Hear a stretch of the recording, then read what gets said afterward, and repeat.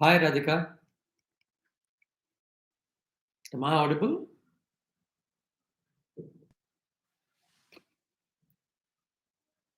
Hi, friends from IILM Delhi. Am I audible?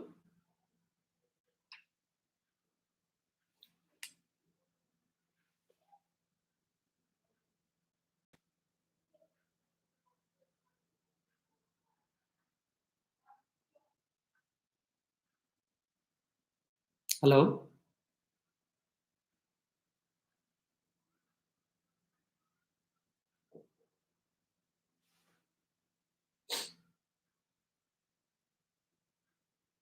Hi, Amon. Thank you for that confirmation. First of all, thank you so much for taking out time. Gautam, Sushant, appreciate you guys taking out time.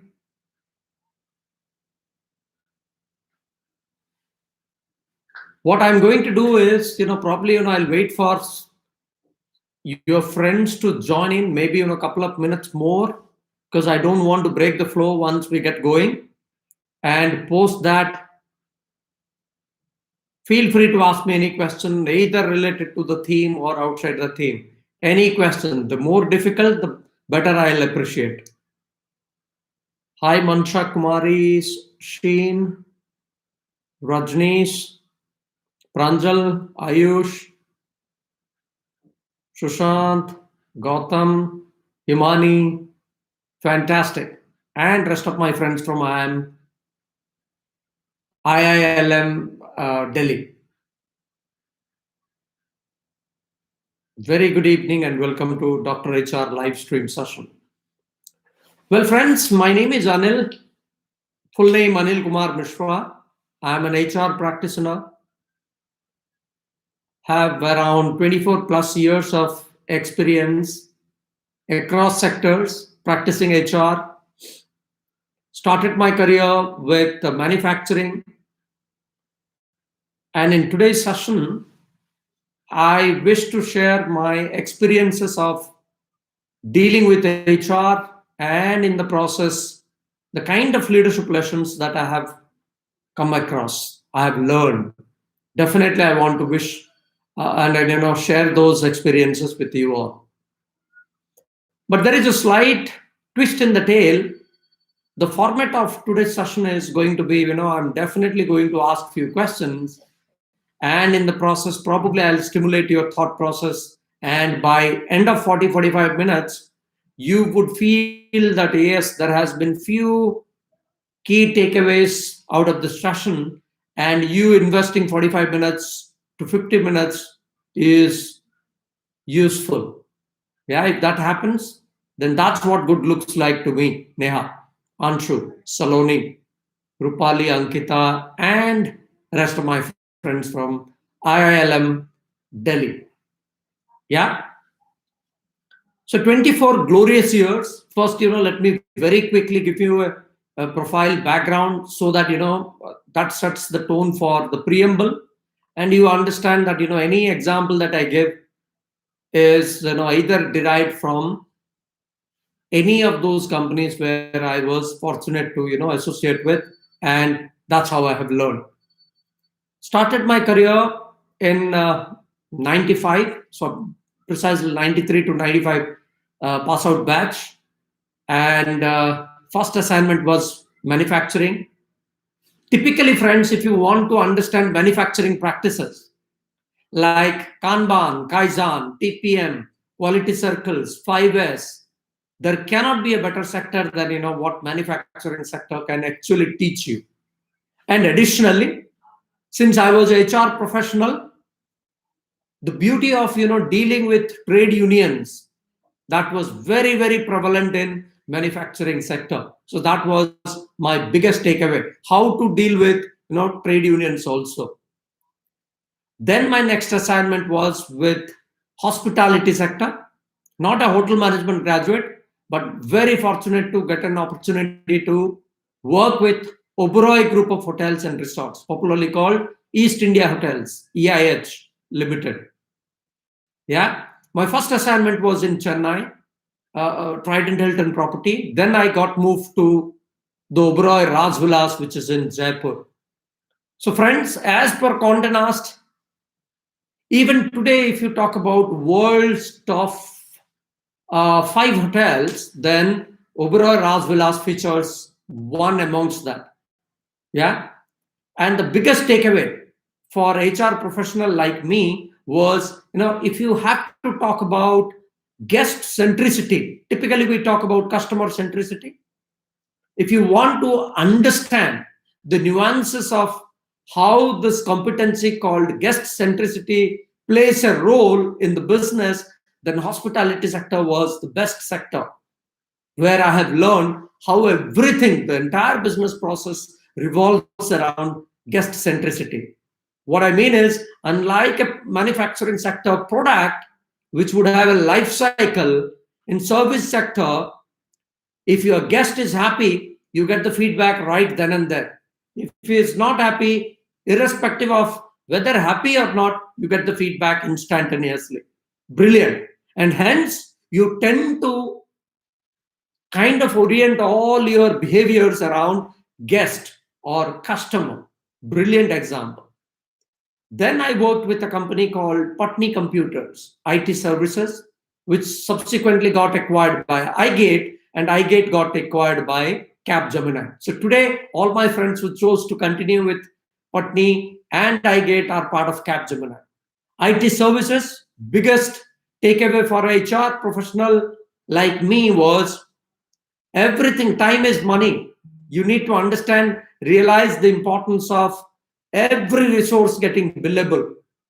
Yeah, number one. Number two, if you talk about any of the people practices, be it performance management, be it employee engagement, be it unique or contemporary people practices, IT services is the sector who were pioneers, right? We used to benchmark them, and they even continue to do that even now. But brilliant example of one of the best practices that is relevant and prevalent even in the IT sector.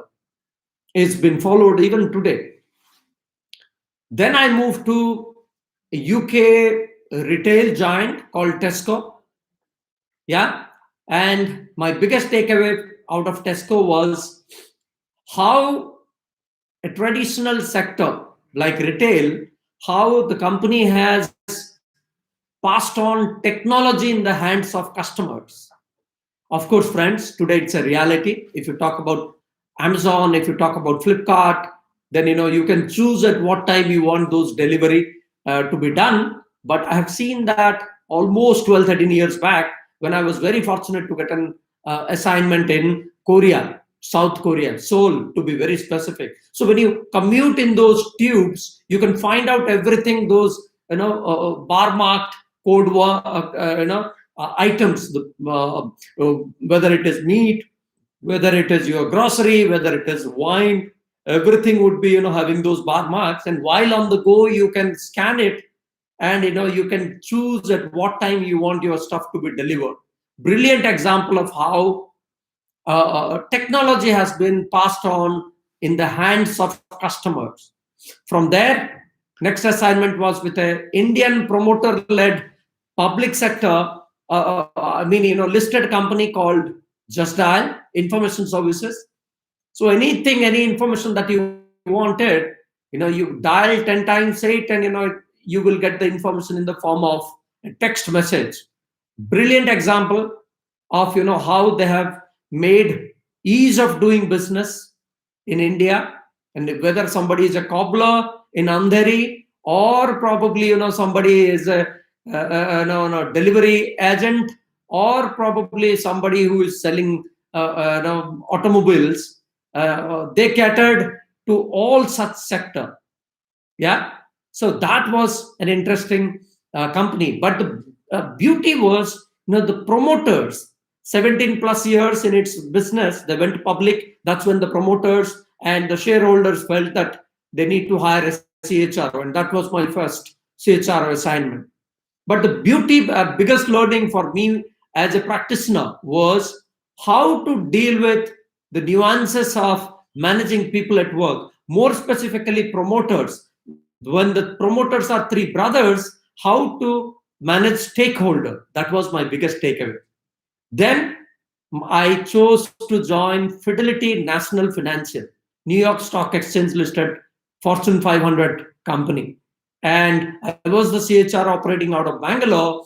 And unlike India, friends, on the real estate sector side, here, if you want to buy a property, you are confused. You don't know whether you are putting in money in a safe property and your money will be safe or not. Why? Because 10 other people can come out with all original looking document. So you are confused whether that is fake or this is the genuine property. But unlike India, in the US, everything is digitized. If you want land records for last 70 years, you can find it. It's available and in a digitized format. And the beauty is that information, that data is also privatized. And Fidelity at the company had owned, bought that digital land record. So anybody wanting to invest in any real estate, you need to go for a title insurance. What it means is any kind of legal litigation, if you encounter, yeah, with regard to that property, the company will completely pay back that money. Why? Because you already obtained that clear title of that specific property. From there to my current assignment, yeah, a group called Times of India Group, popularly called Bennett and Coleman, 170 plus years in its operation. They've realized that the future is of digital. So what it means is, when you open a newspaper, what do you see? You see jobs, you see matrimonial, you see sports related, you see entertainment related, real estate, so on and so forth, right? 2-3 decades back, the realization was the future is of digital. So cut to today, if you talk about a Times job, or if you talk about Ghana.com or ClickBuzz or Economic Times, the digital one, or you talk about Radio Mirchi or Magic Bricks, each one of them is a separate P&L and full-fledged business today. And cut to my business, which is Magic Bricks. This is the 16th year of its operation right now. And the beauty is, 2.5 years back, we broke even. So it's a profit-making entity right now, doing phenomenally well as far as Times Group companies are concerned. And as an HR professional, as CHRO, my accountability is around driving the entire strategic people agenda, from talent acquisition piece till employee exit. So broadly, if you talk about the key result areas, they hover around: how do we attract best of the talent? How do we retain them? How do we develop their competencies? Of course, in the periphery, the people policies, organization culture, those things will come into foray. But by and large, that has been my journey. Yeah. And I'll take a pause here. And I wish to ask you a few questions. Any questions at this stage?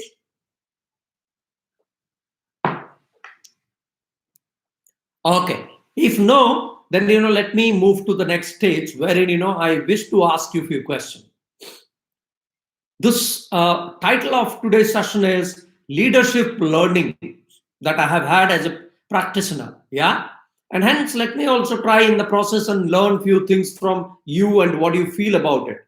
Number one, how many of you have come across, popularly we call it resources. These are the must to have things if you want to run your own business. Doesn't matter if you are in product manufacturing or in service sector, everybody need to have few resources. And very theoretically, popularly, they are called 5 M's: men, material, method, market, and machines. Men, machine, material, methods, and market, right? Out of that, we all have grown up learning that people are an organization's biggest asset, right? How many of you have come across the statement that people are an organization's biggest asset? That's my first question. Have you heard of the statement either used by some of your professors or in organizations, or you strongly, while doing your studies, you came across the statement that people are an organization's biggest asset? Yeah, the live chat is on. Sonal is saying yes, she has come across. Thanks, Sonal, for that response. Now, my follow-up question is, how many of you have heard the statement that people are an organization's biggest asset and believe that people are an organization's biggest asset? How many of you believe that people are an organization's biggest asset? I just tweaked the question a bit more. The question right now is, how many of you, great to know that you heard about the statement, but how many of you believe that people are an organization's biggest asset? Yeah, brilliant. Sonal, thank you again for being so responsive. Harshita, both of you believe. Now, I know for sure you guys are going to hate me if I make a statement that no, you got it wrong. People in general are not an organization's biggest asset. My God, what happened to Anil? He says, he claims he's an HR professional with 24 years of experience, but he's making a statement that people in general are not an organization's biggest asset. Yeah? Why? Brilliant, Harshita. There are two reasons. Every organization, every HR leader, every business leader, annually or biannually, they carry out an exercise called annual appraisal process, wherein there is this phenomena called bell curve.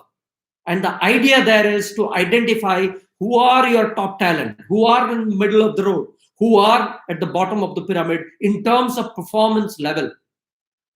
Yeah. So, outcome of this exercise is we all consciously, unconsciously, or as part of the process, try and differentiate people basis their performance levels. We identify poor performers, and the normal practice is we allow them an opportunity, we give them an opportunity to improve their performance. That process is called PIP, or Performance Improvement Plan. Now, what happens after that? Even after giving an opportunity, if the performance levels are not up to the mark, then ultimately those category of people who fall in the bucket of poor performers are asked to go out of the company. And hence, Harshita, my next question to you would be, would you allow, if organizations people or people are an organization's greatest asset, then would you allow your asset to move out of your company? Answer is no, right? We don't allow our assets. Number one. Number two, during this pandemic, we all are going through unprecedented time. The people who are more prone to job losses are only two. People who are sitting at a higher salary bracket, and number two, people who are struggling with their performance level. When organizations they face any such unprecedented time, the job loss, that fear mounts on people who are on the bottom of the pyramid when it comes to performance level, and they are asked to go. And during this time, all around us, Harshita, Rupali, Mukul, we have seen mass exodus, left, right, and center organizations going for job cuts. Yes or no? Now, if people are your assets, would you allow them to go out? Answer is no, right? And hence, let me refine my statement. I am saying, and I believe that's my first leadership lesson, friends. Don't fool yourself. People in general are not an organization's asset. People who are good with the change management process, people who are good when it comes to performance level, people who are good when it comes to learnability, people who are good at embracing change, people who are good at attitude level, they are your true assets. So the revised statement I would like to make here is people in general are not an organization's asset, but good people are an organization's asset. Good in terms of learning, good in terms of alignment of thoughts, good in terms of their contribution, good in terms of problem solving approach, good in terms of being agile. If you are good truly, then you are insulating yourself from any kind of a potential threat. You are always preparing yourself to be relevant irrespective of the times that we go through. And hence, friends, as a practitioner, my learning is people in general are not assets. And I'm sure you would have gone through statements by Ratan Tata, how he kind of showed his anger over what's happening all around different sectors in terms of people asked to leave during difficult time, right? So very, very important, and hence that made me believe that people in general are not assets, good people are assets. So only way out for people like you and I is always to hit the ball out of the park, specifically when it comes to performance levels. Always willingness to change, willingness to learn new skills. If we do that, that is the only one way out for individuals, for professionals to stay relevant. That's my number one learning. Number two, I'm sure you would have come across statements like, this is the new normal. Yeah. And friends, before we get into that discussion, let me also try and take you through what typically we all have gone through. Okay. Now we are seeing an unprecedented situation. And this is a crisis. Is it a crisis, Pratiksha? Is it a crisis that we all are going through? And if yes, answer is undoubtedly yes.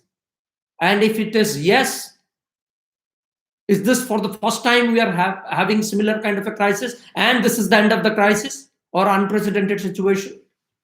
Answer is undoubtedly no. In 2008, we have seen the Great Depression. Now it's COVID-19. In tomorrow, probably it is something else. Hopefully not necessarily in the form of a pandemic, but something else. So these are the things which is not in our control. What's in our control is let's try, understand, and work around this. And end of the day, we would emerge as victorious as possible. Very, very important for us to focus on what is in our control. And hence, in that scheme of things, people talk about how and why this is and then people say this is the new normal. As a practitioner, I do not believe, Subham, that there is anything called new normal. Why? Because anything which is a normal today, organizations are going to evolve, they are going to reboot the workplace strategy, and they are going to manage with that situation till the time they have a larger crisis or something else. The moment you say this is the new normal, it gives me a feeling that as if this is static. This is not static, this is dynamic. And hence, in that scheme of things, there is nothing called new normal. Organizations will evolve and find out way to deal with. But these are the new, probably, trends. Yeah. Number one, in that scheme of things, what are the trends that we all are seeing right now? But prior to that, let me also tell you a story. During this unprecedented time, this is industry agnostic. All the organizations, my dear friends, have gone through three broad phases. Number one, how do we survive as a company? Every organization during January, February, this time of the year, they carry out an activity called annual operating plan, where we discuss what will be our digital strategy, what will be our marketing campaign investment. Company, we went our annual operating plan from 1st of April. But just before that, we came across the situation, the COVID-19 situation, which completely changed the way we used to work. Yeah. And hence, three broad phases. How do we survive the pandemic was on topmost one during April, May, June, everywhere when we were forced to follow lockdown measures. There were no economic activity by and large. And hence, it had tremendous impact on the P&L. Yeah, and everybody's topmost agenda was how do we stay relevant in our business. Just to do that, organizations went ahead and reduced the headcount, said that there would not be any promotions or increment this year, or we will go for graded pay cut. There would be some sort of a layoff. All of that was done keeping in mind one thing: how would we stay relevant? Number two, how do we? Second phase was all about how do we recover back the lost ground. And beautiful examples we have seen. E-commerce players who were not into grocery delivery got into grocery delivery. Manufacturing sectors who were into car manufacturing got into mass production. These were the innovations that happened just to stay relevant and recover back the lost ground. And third phase, probably, which we are currently going through, is all about what we need to do to again get back to that excellence phase. So in that scheme of things, absolutely right, Anshu. The kind of trends that we are seeing is, number one, work from home. Mind you, work from home as a concept is nothing new. We already had work from home policies even before the pandemic. But what it did is it changed the mindset of people, the leadership members. So people used to feel engineering folks or IT folks or product folks, for them, work from home makes sense. What is work from home for support functions like HR, admin, call centers, or probably marketing? And that has changed the mindset of people. When it comes to workplace productivity, it has proved all of us wrong. Doesn't matter whether you are front of the house or back of the house. When it comes to workplace efficacy, everybody sounded positive and they have performed well. Yeah, work from home, to me, I strongly believe there is a point of view here. When people talk about work from home, my counter narrative to that is why it is work from home. If you are a performance driven company, it should be work from anywhere, no? Does not matter even if you operate from the beautiful beaches of Goa. So long as you are target oriented, so long as you establish the fact that you are adding value to your business, that should suffice. And in future, the trend is more and more workplace flexibility we are going to see.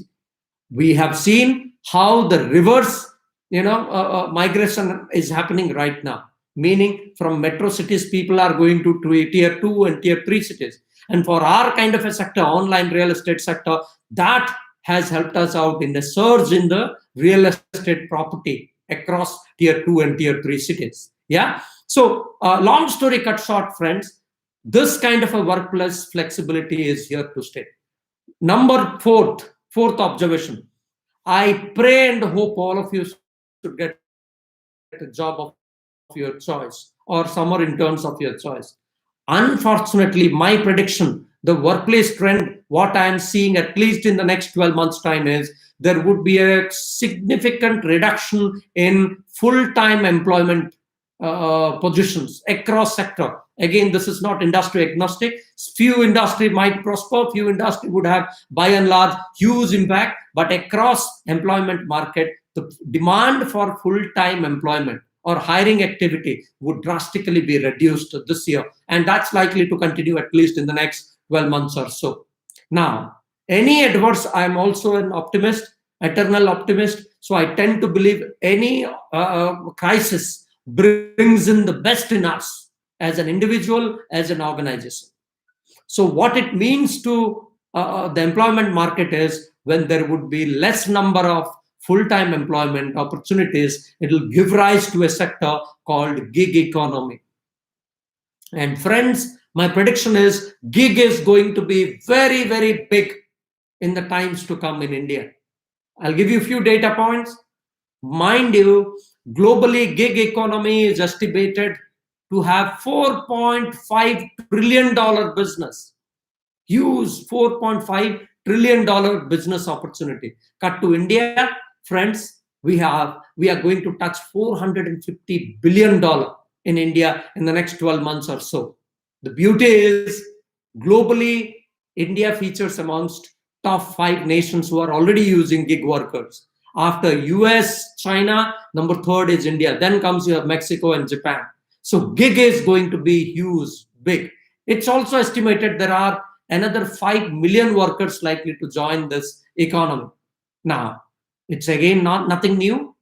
Today, if you want the Amazon delivery to happen, then the delivery boys or the Uber drivers are typical example of gig workers, but they are in blue collar. Now, friends, I'm talking about merger and acquisition specialists. I'm talking about CHRO. I'm talking about learning and development. I'm talking about a data analyst. I'm talking about maybe a big data expert.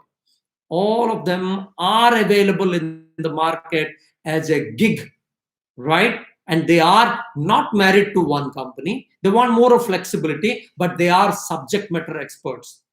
They hop from company to company, addressing their issues and adding their value. And for that, they kind of charge a good professional fee. And it's also a proven fact. We have seen in the last 2 quarters in India, there has been a surge in the demand of gig workers, and it's here to stay. And so, what it means to student community, I again say, I pray and hope that you should get a role of your choice. But if not, then your number one target has to be, what is that you got to be doing? Grab any opportunity that comes on your way, because that learning nobody is going to take out that you are going to have during this time. But definitely, this is not here to stay for all the time to come. Yeah. And once the situation gets changed, then again, you would emerge victorious if you have invested in right learning process, right? So that has to be your focus, not the stipend or not the final CTC, but how much I can learn has to be top of your agenda. Now, let's move to trend number 5. What is the other trend? Friends, crisis, as I said, are here to stay. Yeah, in some form or other. Yeah, they will keep coming. What you can do is, during this time, friends, my biggest learning when we were kind of asking people to exit out of the system, then learnings were in this process 3 learning. Number 1, realize that the bubble all about valuation game. Organizations, the startups who were claiming that, hey, we are world's largest hospitality group in terms of our rooms inventory, blah, blah, blah. We have seen how they had to ask 30%, 40% of their total workforce to, get out of the company in terms of job losses. We have seen it. Now, was that a great experience? Undoubtedly, no.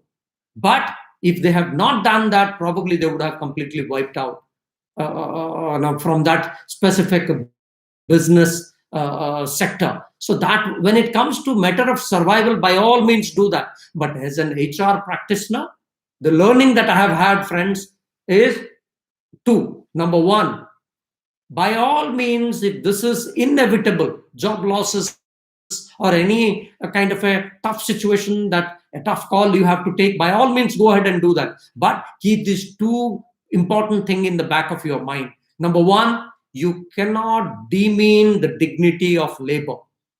That has to be upheld all the time. Yeah, dignity of labor, meaning don't kind of blame people that you are useless, good for nothing, performance was not good, and hence we have to take that call. Do that gracefully without compromising the dignity of labor, because people realize, people understand, people support a tough call. Number 2, you cannot afford to, every organization has got certain value system which we say formulates the DNA, the culture of an organization. So if you compromise on the value system of the company, keeping the short-term gain in mind, then it is disastrous. So the bottom line is, you cannot compromise on the corporate values, keeping in mind the short-term gain. That was also again one more interesting observation and learning for me. So not demeaning, upholding the overall respect, treat people the way you would like to be treated, goes a long way. If you go ahead and proactively communicate, people understand the support. Yeah, but don't demean. Number two is do not compromise on company values for short-term gain, because once you do that, it's almost impossible to again build an organization culture, because people would not believe it. Yeah, so that was one interesting learning during this time. Work from home, on that, there are numerous benefit, all of us we know, and I just mentioned that productivity, when it comes to workplace productivity, it doesn't have any adverse impact. So whether you are front of the house or back of the house, everybody was proving that the workplace productivity could be equally good.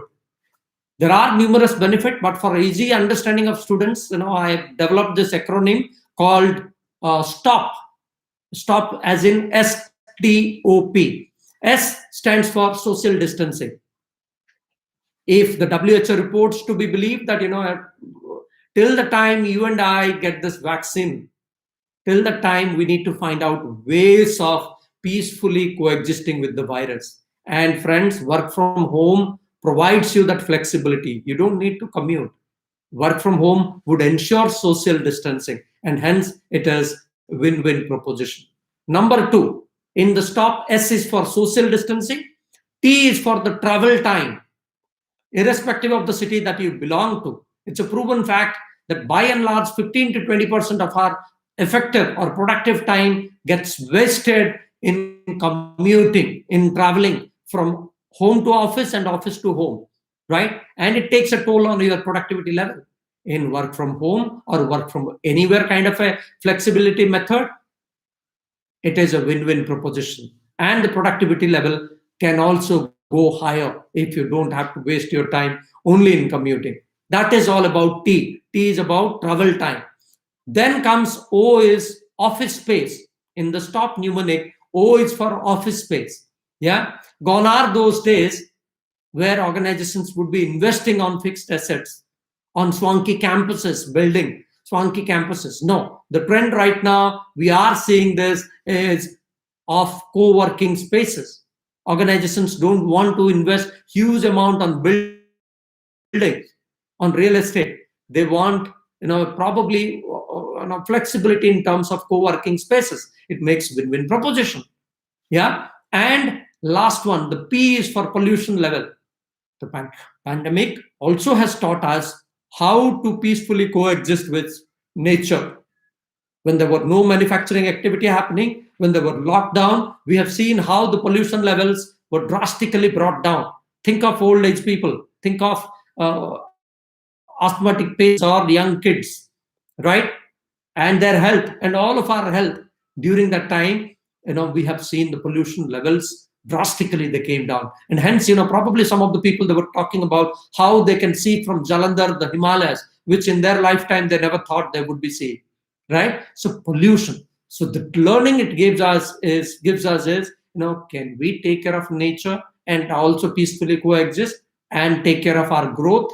Yeah, in a meaningful manner. So these are also some additional benefits, and hence I said, stop is easy way of remembering some of the benefits of workplace flexibility. You call it work from home or work from anywhere. It does not compromise on the efficacy level of individuals, yet it provides lot many win-win propositions. And hence, I believe the trend, the future organizations would have a lot many flexibility. Last thing before I end, every organization or realization right now is talent would always be a winner, irrespective of the times that we go through. Why do I make that statement? Even when we were following lockdown, hiring activity has not stopped. Of course, we didn't give out those assignments to outside vendors, but hiring activity across sectors have not stopped. Hiring for critical talent. And hence, that made me believe that talent would always command some sort of a respect and some sort of premium. Yeah. So, right talent. Now, during this time, what we are seeing is even the hiring process has gone through changes. We used to hire, visit campuses, do our campus hires through, probably personally shaking hand, meeting up with candidates. Now, the short listing happens through a telephonic call, And if cleared, next round happens through a video mode of an interview. So, mind you, my dear friends, the competencies required in a telephonic call and a video conference like this, they are different and they require a little bit of preparation. So how you sound, how your voice modulation, to how is your body language, how you carry yourself, what about your gating, the gait piece, how you carry your body, all of that is very, very important, and it requires a little bit of practice. So start preparing this, stand in front of a mirror, and you can see how you appear. So body language is very, very important. Voice modulation is very, very important. Of course, along with that, your content, what you're saying, your articulation skill is equally also important. So it requires a little bit of practice. Last insight, which I wish to share with you is, during this time, I'm also seeing every position when we go for fulfilling those requirements, there is a JD in place. We call it job description. And along with the job description, there are few unwritten competencies which is gaining momentum right now. What about problem solving skill? What about design thinking? What about growth mindset? What about HR or by and large, predictive modeling and analytics? What about digital savviness? Yeah, but beauty is you guys were born and brought up in high-speed internet era, and hence, definitely not a problem for you. Yeah, 100 times better than anybody else. Yeah, problem-solving approach, design thinking, ability to take people along. These are the competences. These are the unwritten competences which is gaining importance right now. Now, how prepared are you? But on top of all of that, one competency which is very close to my heart is your personal branding and networking skills. Very, very important right now in the era. When we talk about Industrial Revolution 4.0, when Klaus Schwab, the founder of World Economic Forum, coined this term, and he says how this fourth industrial revolution is all about Internet of Things, 3D printing, blah, blah, blah. It also says that the whole world is right now connected. And hence, Saharsh, hence, Anshu and Sonal, your competition is not necessarily only confined to IILM or NILM or IIM or ISBs or FMS. It's with all the people who are going to pass out globally. They are in China, they are in Australia, they are in the UK, they are in the US. Everybody whosoever is going to pass out along with you are your competition. So ask this question to yourself: why should anybody hire you? It's a difficult question to answer, but the question I'm posing is, why should anybody hire you? Meaning, we want to understand what is so unique about you. When there are tons of people passing out from different institutions, there are thousands and hundreds of people passing out from all across the globe, then you are competing against each one of them. And you will only get noticed and will be picked up when you know what is your uniqueness. That's all about your personal branding. How do you do that? You can say, Anil, it's very good for you to give a gyan in a forum like this and go away. But are there any ways? Undoubtedly, yes. You talk about Gallup's Strength Finder. You talk about Johari window. Maybe in your OB, organization behavior, you would have studied. Or your 360-degree feedback. Nothing works out. You have your close buddies, family members, go there, ask them about, what do they believe is your strength, whether it is presentation skill, articulation skill, problem-solving approach, dealing with somebody, whatever it is. First, try and identify your uniqueness. Then try and build around it. Yeah. And if you do that, people will notice you. And this is called your networking skill or network directedness, very commonly known as. Very, very important and gaining significance during this time. Yeah. And I'm sure, that's these are some of the competencies which definitely you are also aware. But, I just thought that I should share it with you so that, once you know what is in demand, and if you can reorient, reboot your strategy, then, definitely end of the day, you would be a winner. With that, here I'll take a pause. And as I said, it's already 45 minutes. It's time for question and answer. And feel free to put across your questions through this live chat. Please also let me know whatever we discussed in the last 45 minutes, whether that has helped you. And even if you have one or two key takeaways, that makes my day. But be truthful to you. That's fine. You can be very honest. Give me, Anil, absolutely waste of time. That's also is fine.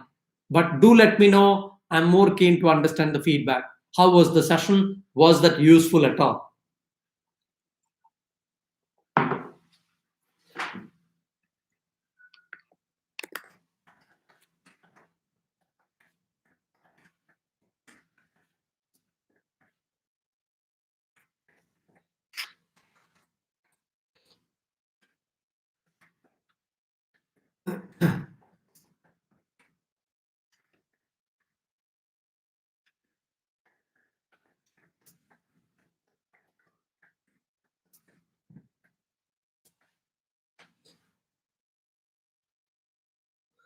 Thank you, Sonal. Thank you for that feedback. I'm glad you found it useful. Any other feedback? Anybody, guys?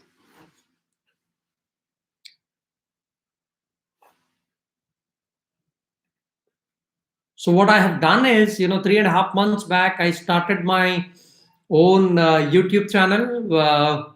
Got inspiration from my son, who is in ninth standard and is a YouTuber. I thought, my 20 plus years of experience is meaningless if I talk about that.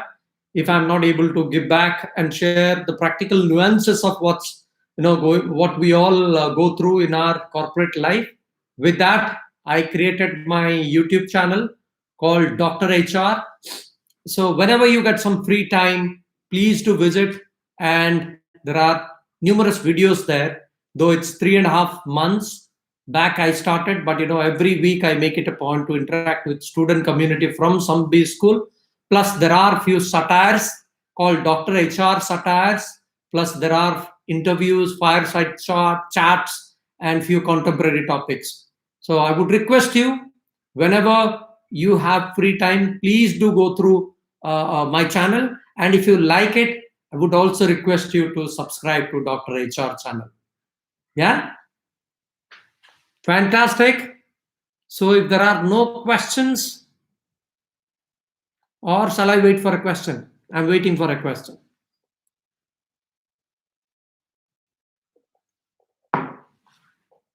Thank you, Reddy Garu. Raghunath Reddy Garu.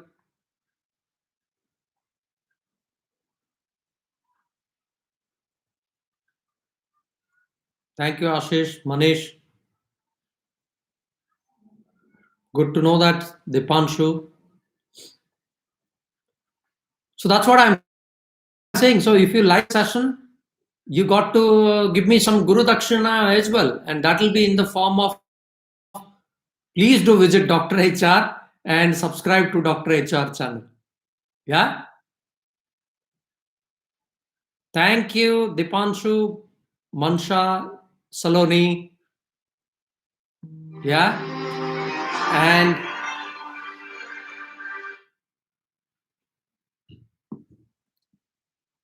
I'm glad you liked the session, and thank you so very much. All the very best. If there are no questions, thank you so much for your patience for this invite. Uh, Take care of your health, and uh, uh, uh, and please let there be, irrespective of the times that we go through, stay positive and test negative. Bye bye and take care.